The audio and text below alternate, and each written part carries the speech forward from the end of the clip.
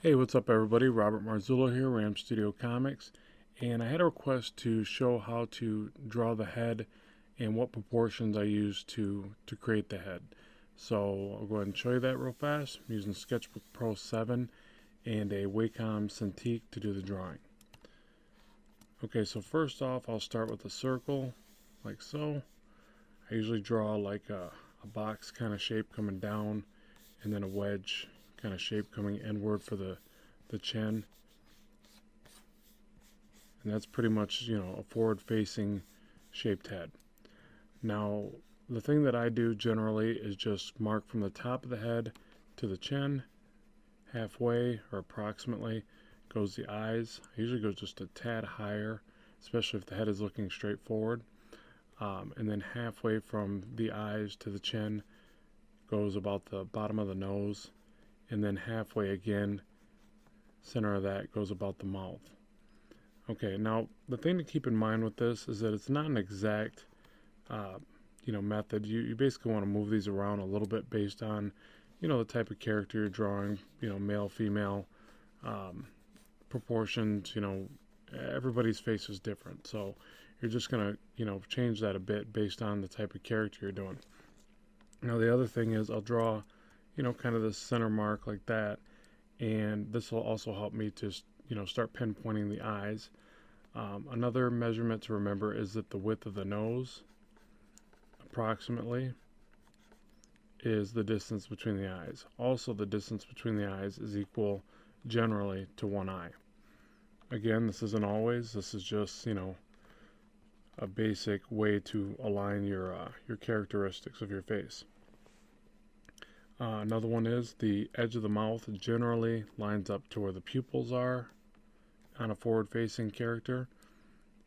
And let's see if there's any more I can think of that help you. I think that's about it.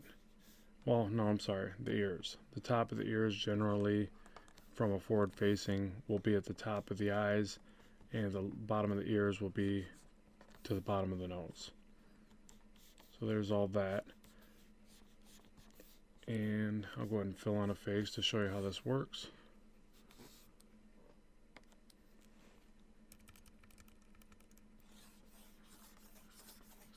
You could even make a little diagram like this right here, especially if you're working digital. Save that, and then you've got it for, future attempts at, it'll just speed up the process. You can jump right into designing some characters.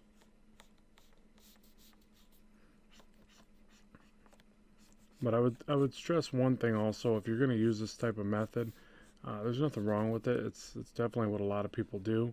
Just don't let it overly structure your work and keep you tethered to drawing, the same type of faces. You really want to show some variety in your facial construction and your characters.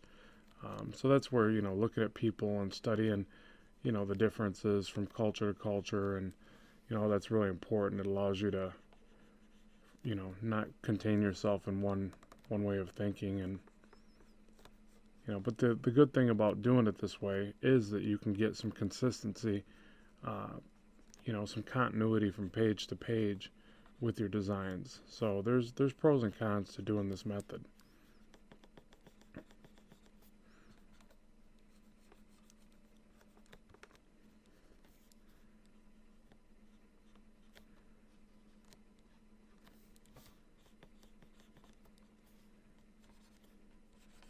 Cheekbones generally will go past the eyes, so they kind of come from, the top of the eye. They swoop down and around. Um, but nothing's ever exact, and nothing's ever, you know. There's a lot of rules, but then there's a lot of times that you break them to create different types of characters.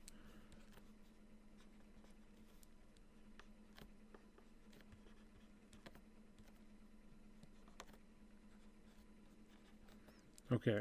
Now the other thing that I would mention, as far as one particular way that I do, put hair on my character like this, is I pretty much take, I can't say an exact measurement, but I would say pretty much the distance from the nose to the where it meets the brow. One more time would be the peak of the hairline. And that's not an exact, that's just, you know, something that I do. But the other thing that I do is I always draw kind of the shape of the hairline like this, and I show like any kind of, you know, recess, if the character's gonna have more of a recessed hairline, if they're gonna have more of a widow's peak. I draw that in loosely, you know, just as a sketch line like this. And, you know, because obviously you're gonna cover all that with the hair unless they have a shaved head effect or whatever. And then from there, you're just going to kind of, you know, start drawing your line work and figure out the shapes. I always think of hair like kind of flowing ribbons. And always think of hair as larger clumps at first, and then work down to your details. It works out really well for comic book drawing, because if you try to draw every strand, it just comes out very stringy and, you know, kind of more unrealistic than, you know, hair kind of clumps up, you know, and then you get a little bits of strands that break away. So it's better to think of it that way, and it seems to work better, in my opinion. Okay, so that gives us the perspective, or the forward-facing perspective. Obviously, you know, this is still what I would consider a rough sketch. I would, you know, soft erase it down again, and then do my final pencils over top of this, or at least a little bit closer to final pencils. So I probably would take this to finals at this point. Faces are generally pretty easy. I'm starting to see, you know, the way I want the character to look now. You know, and this is where I get in there and start doing a little bit more line weight. Start pushing the forms out a little bit more. And I kind of picture this guy as being, you know, a little bit like, you know, half Asian, half American, something like that.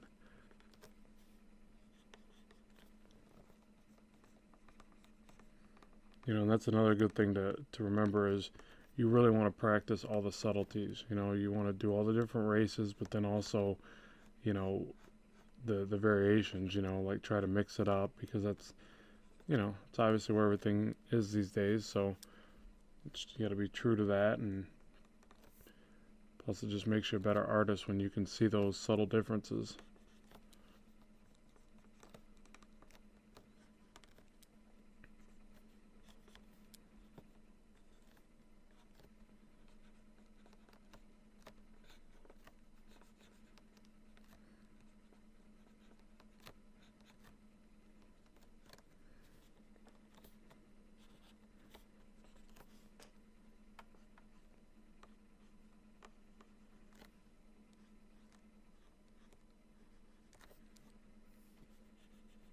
And brows are always tricky for me, but I basically just, you know, try to block in the shape and then tweak them as necessary. Got this guy looking a little bit perplexed.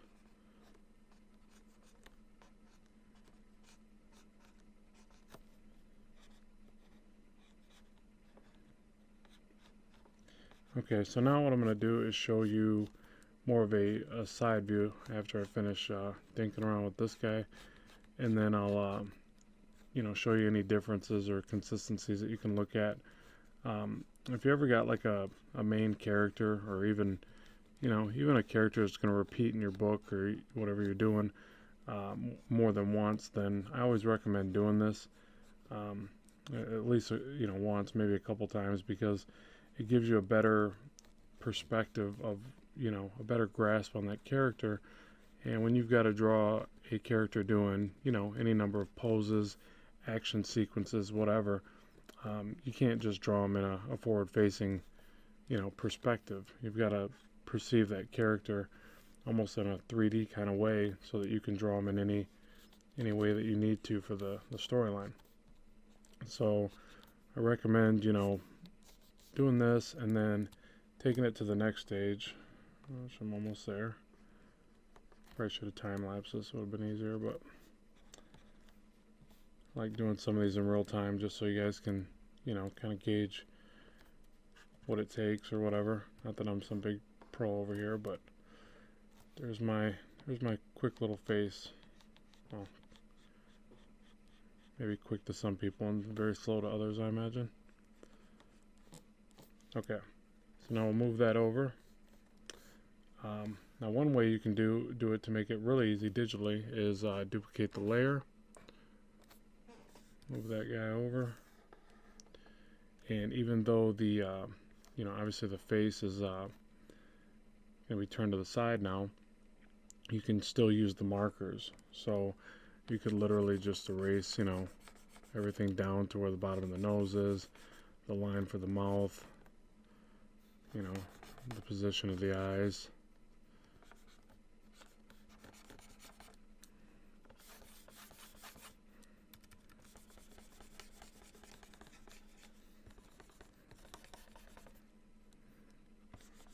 Get rid of all the side features because obviously you're going to draw those back in.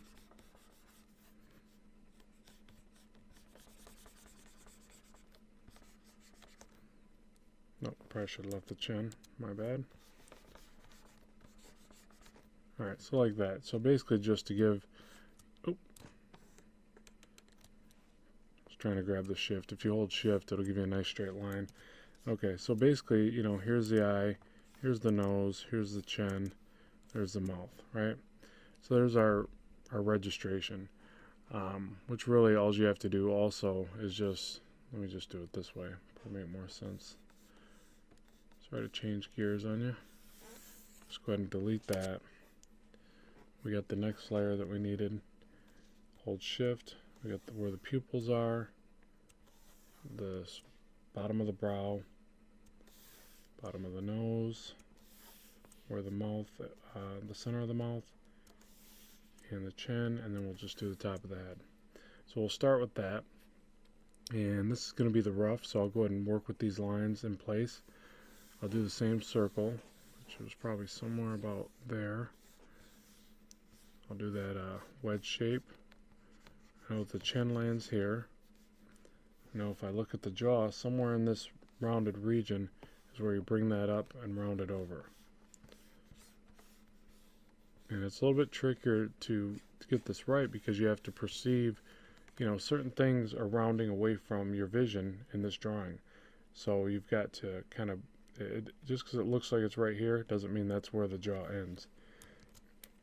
You've got to almost envision what it looks like here receding away from your vision and here being straight onto your vision. So it's just little tricks there, but you got to get used to recognizing. Alright, so we'll say this is roughly the head. I kind of picture him being, pretty skinny from looking at him on the forward shot. Okay, so we said our top line is the bottom of the brow, and then this line is the bottom of the nose. So same thing, you got to bring that nose up, and then by the time, it rounds down, that's when it should hit this line.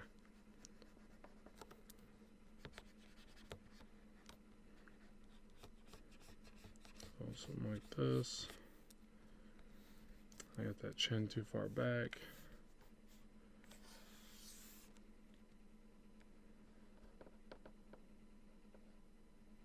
Right there, I think.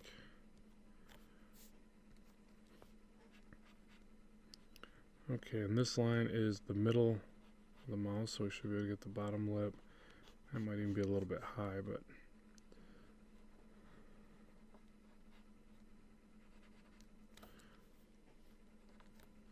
the beauty of the sketch too is just kind of to find a starting point and elaborate and modify as you go.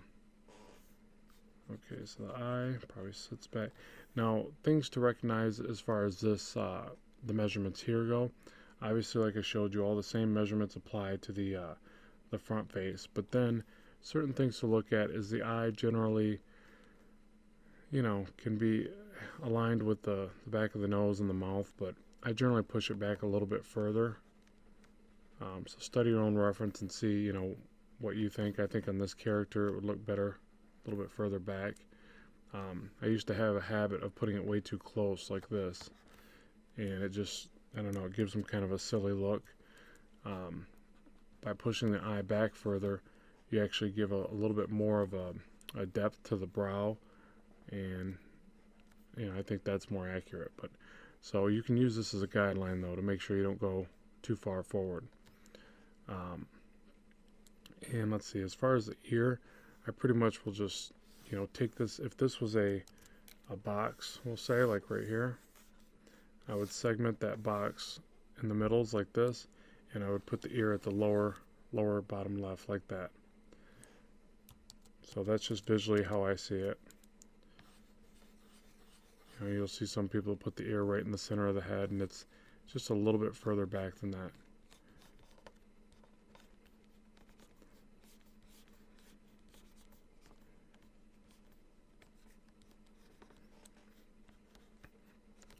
And quite honestly, from this point, I just eyeball it and fill it in. Again, I can use my reference from over here. I'll draw in my, you know, hairline shape, like so. That's my basic rough to the character. The hair, I just kind of perceive that it parts back this way, and he's got a few, you know, bits of hair that roll down. And again, drawing, you know, into clumps. You know, like if you notice, I'm not just drawing little lines there. It may look like that, but I'm actually drawing that shape, this shape, this shape, this shape. So I don't know if you see that, but that's what I'm looking at when I'm drawing these shapes. I'm not actually just drawing those little sketch lines. It's hard to explain, I guess, but the way that was best explained to me by, you know, other artists is that you always want to think of hair like flowing locks of ribbon. So instead of drawing a piece of hair like that being one strand of hair, you want it to be like this, and you actually want to picture it rolling around. So this is all one strand, or one big clump, I should say. And then from there, you'd have a few that come off. And then once you start looking at hair that way, it becomes a lot easier to draw. Alright, so I have to erase this guy down.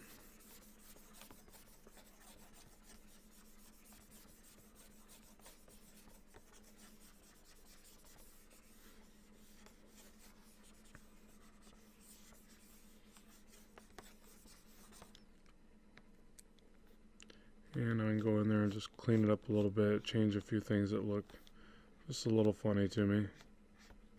I try to embellish every time I draw back over top. I try to improve the art just a little bit.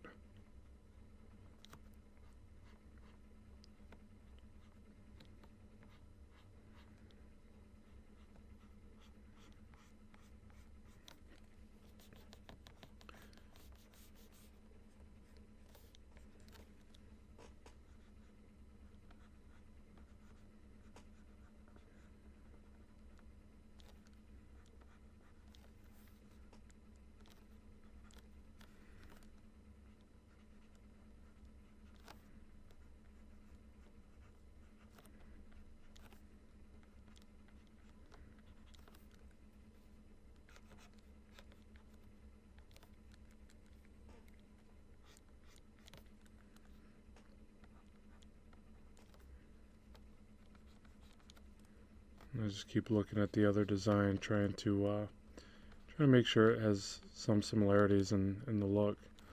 But that's why this is such an important thing to practice. Like I said, very important to do when you have to draw a certain character over and over again. It's better to spend the time practicing here, and then when you get to your storyline, you'll have a better confidence of that character, and your readers will definitely see that.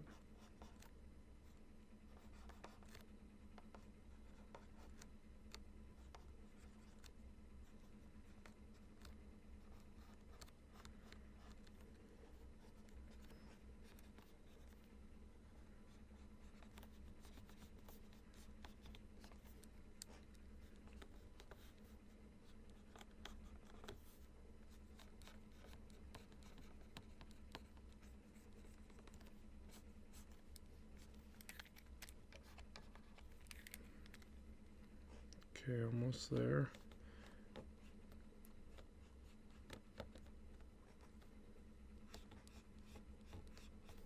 And just want to take the time to say also thanks for watching, everybody. Please make sure you share and subscribe and all that fun stuff. I really want to get this channel going a little bit stronger so I can, keep dedicating to it. I'm getting busier and busier in my professional life of being an illustrator and a storyboard artist. So if the channel grows proportionately, then I can keep bringing new content. So it really helps if you share the videos, and then I'll be here to keep working on this. And I'll do it as best I can regardless, but it justifies it if it shows some growth, and I can make a few bucks at it anyways. But as it stands now, I just do it more for the enjoyment. But YouTube has helped me get my name out there, so I got to be thankful for that. I've actually landed a few art jobs from it now, so it's pretty cool. So any artists that are looking to land a little bit more work, I definitely recommend it. Get your stuff out there any way you can and reap the reward, if any. Yeah, so that's about it. I don't know if they look entirely the same. I think the one on the right looks a little bit more Americanized, but whatever. It's still doable. So essentially, that's how I would do it, and those are the measurements I would use to proportionalize the face as I draw them out. So hopefully that's shown you something. And if you got any questions, be sure to drop them in the comments below. I always do my best to answer those quickly. And make sure you give me new ideas for videos. Not that I'm going to run out anytime soon. I think I'm like 10 or 12 videos behind right now. So if you got a video waiting, sorry about that. I just try to get them when I can, and then I address certain ones that are more streamlined with what I'm doing. You know what I mean? So there's certain ones that honestly I haven't addressed because it maybe isn't my forte, and I even have to study up on it before I get to it. So alright, so yeah, thanks for watching very much, and keep drawing, keep having fun. We will talk to you soon.